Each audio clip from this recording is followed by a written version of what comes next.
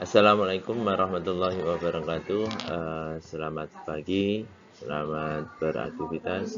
Pada kesempatan kita kali ini, kita akan mempresentasikan tentang materi kuliah ilmu Al-Quran, tentang tarjamah Al-Quran.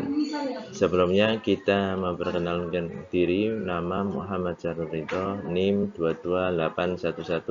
22811309997, kelas A20, absen 47.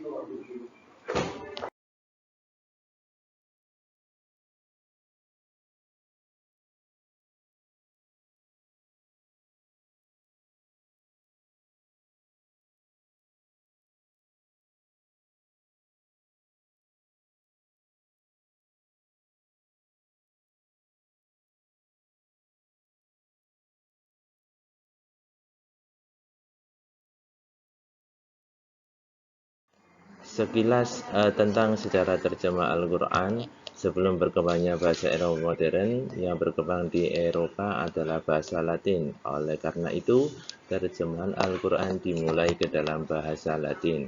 Terjemahan itu dilakukan untuk keperluan biara Glugni kira-kira tahun 1135.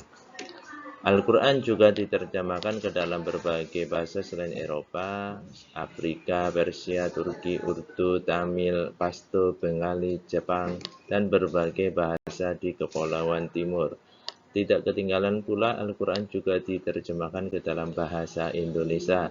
Pada pertengahan abad ke-17, Abdul Rauf Mansuri, seorang ulama dari Singkel Aceh, menerjemahkan Al-Quran ke dalam bahasa Melayu. Walau mungkin terjemahan itu ditinjau dari sudut ilmu bahasa Indonesia modern belum sempurna, namun pekerjaan itu adalah berjasa besar sebagai pekerjaan perintis jalan. Hingga pada saat ini kita bisa mendapatkan berbagai terjemahan Al-Quran dalam bahasa Indonesia dengan sangat mudah dan bermacam-macam variasi versi.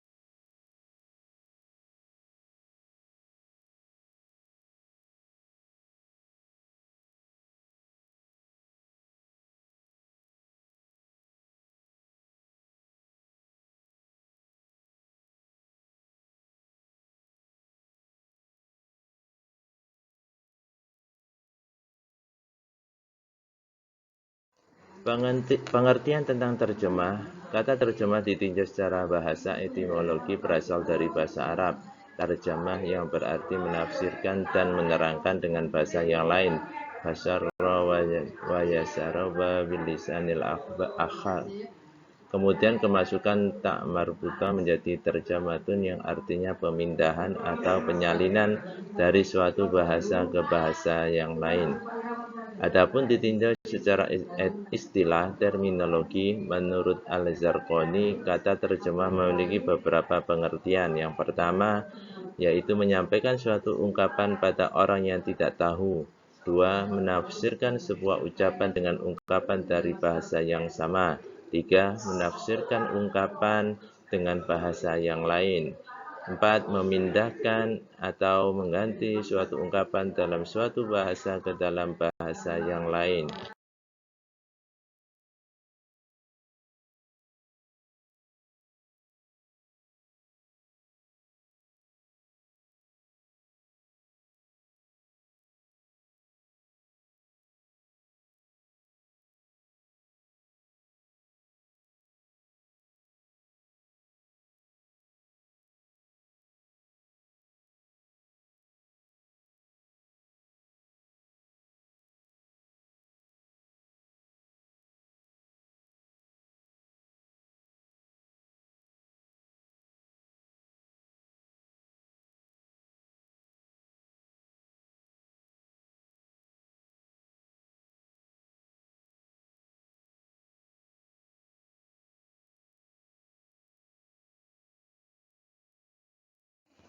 Macam-macam terjemah.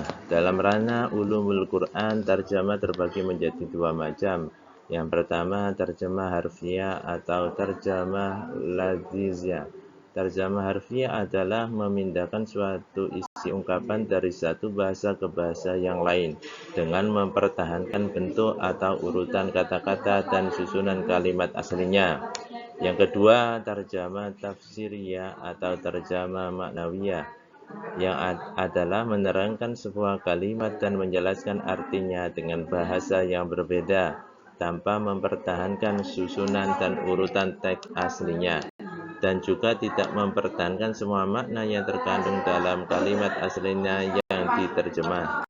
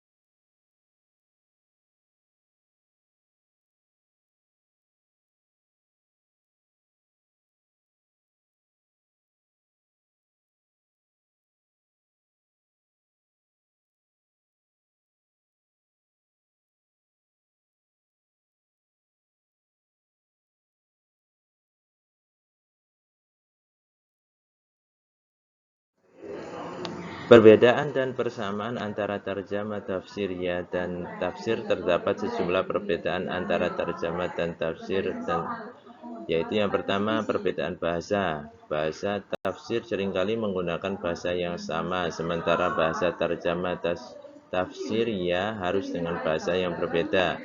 2. Pembaca karya tafsir bisa memperhatikan rangkaian dan susunan teks asli beserta arti yang ditunjukkan di samping teks terjemahan, sehingga dia bisa menemukan kesalahan-kesalahan yang ada sekaligus meluruskannya. Adapun persamaan baik terjemah tafsiriyah maupun tafsir adalah bahwa kedua-duanya sama-sama bertujuan untuk menjelaskan.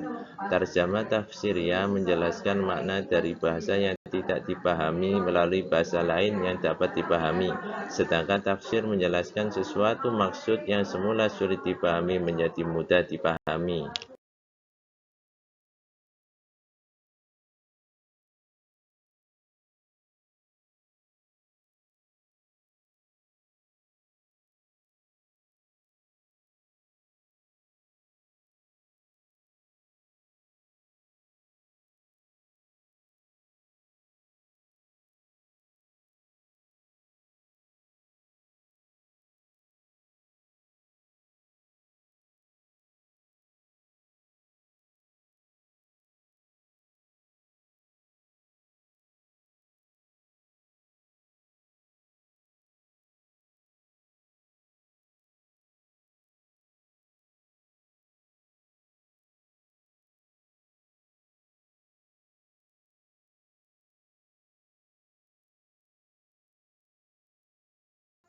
Syarat-syarat penerjemah. Seseorang penerjemah Al-Quran harus memenuhi syarat-syarat sebagai berikut. Yang pertama, penerjemah haruslah seorang muslim, sehingga tanggung jawab keislamannya dapat dipercaya. Yang kedua, penerjemah haruslah seorang yang adil dan sikoh, karena seorang fasik tidak diperkenankan menerjemahkan Al-Quran. 3. Menguasai bahasa Arab dengan sangat baik, juga menguasai bahasa terjemahan sangat baik pula. 4. Berpegang teguh pada prinsip-prinsip penafsiran Al-Quran dan memenuhi kriteria sebagai mufassir, karena penerjemah pada hakikatnya adalah seorang mufassir.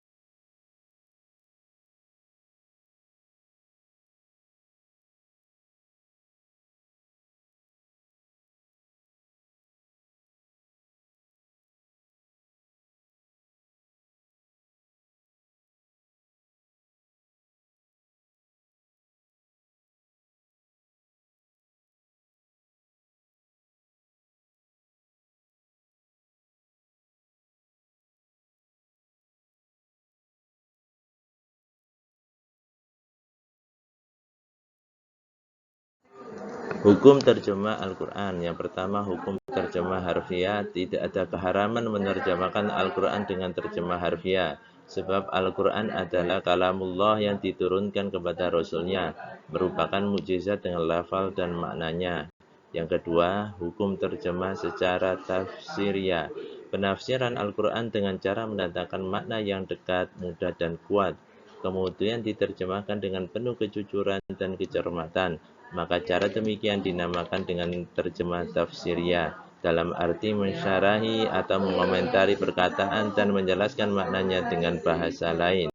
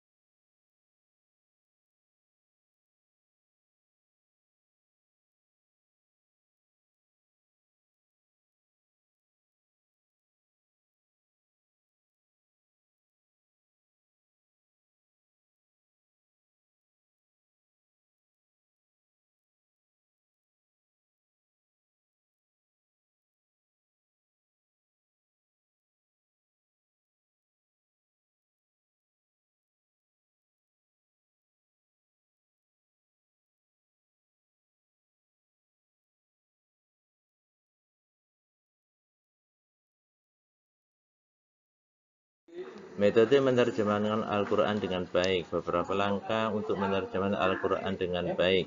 1. Mengetahui huruf-huruf tambahan pada awal dan akhir seperti huruf wawu atau ya dan nun pada jamak mudzakkar salim atau alif dan ta pada jamak muannas salim.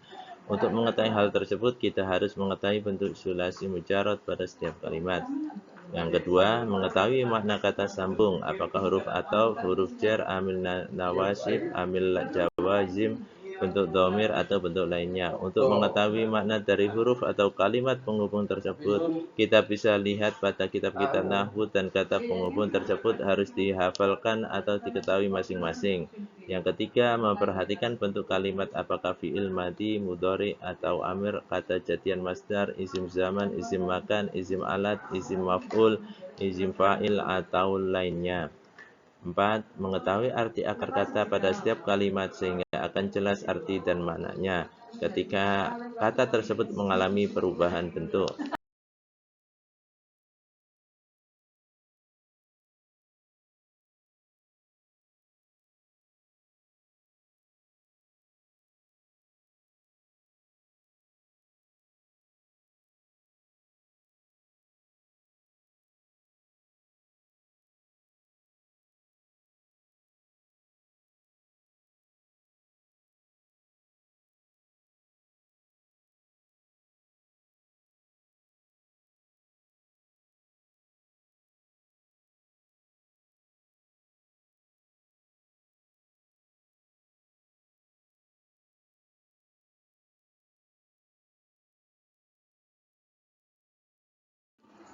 Urgensi terjemah Al-Quran.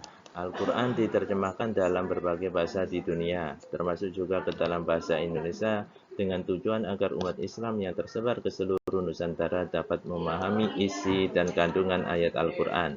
Terjemah Al-Quran juga dapat membantu para penghafal Al-Quran dalam menghafalkan ayat-ayat suci Al-Quran lebih mudah dengan memahami ayat-ayat yang sedang dihafalkan. Selain itu, dengan terjemah sebagai muslim kita dapat menambah banyak kosakata yang dapat kita hafalkan, sekaligus mempelajari bahasa Arab dan membantu penceramah dalam menyampaikan ayat-ayat Al-Quran yang disampaikan kepada audiens saat kuliah kultum sehingga lebih mudah dipahami.